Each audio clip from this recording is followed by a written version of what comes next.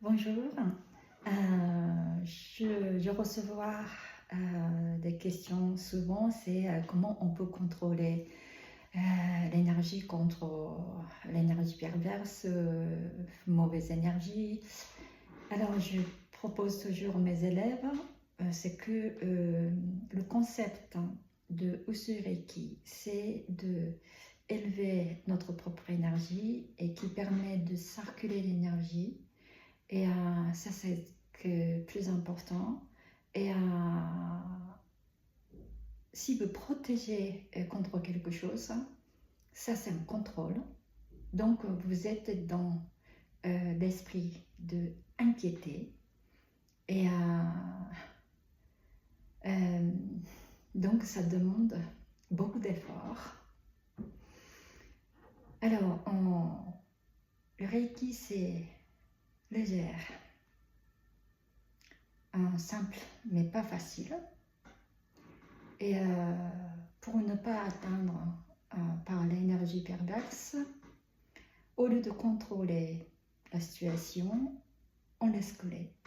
C'est pour ça qu'on travaille sur lâcher prise.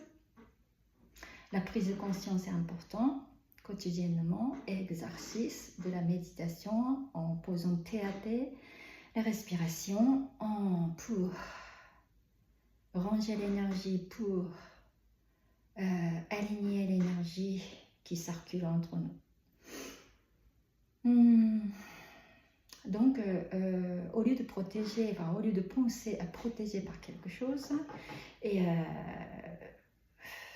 vous posez déjà un ennemi et mauvaise énergie existe, au lieu de penser à ça, voilà, nous pratiquons pour que notre propre énergie soit plus fluide, qui coule mieux, qui circule mieux.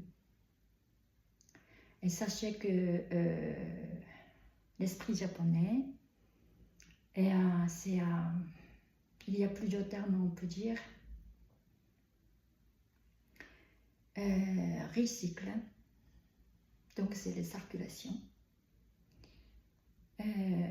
Par exemple, si l'arbre dans le sanctuaire de Shinto qui gêne, cet arbre-là enlève, ok, mais on va planter d'autres types d'arbres. Et cet arbre qui a été enlevé, qui va être utilisé pour quelque chose, c'est toujours circulation. Et la nature aussi, la circulation. Donc, de fait que nous, notre ego qui décide que l'autre, donc l'adversaire, l'énergie mauvaise, on va vivre ça.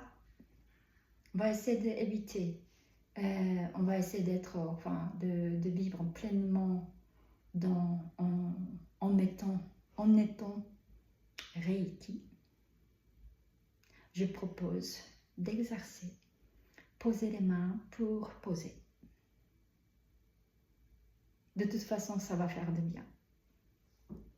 Donc, voilà pourquoi Shinpai Suna.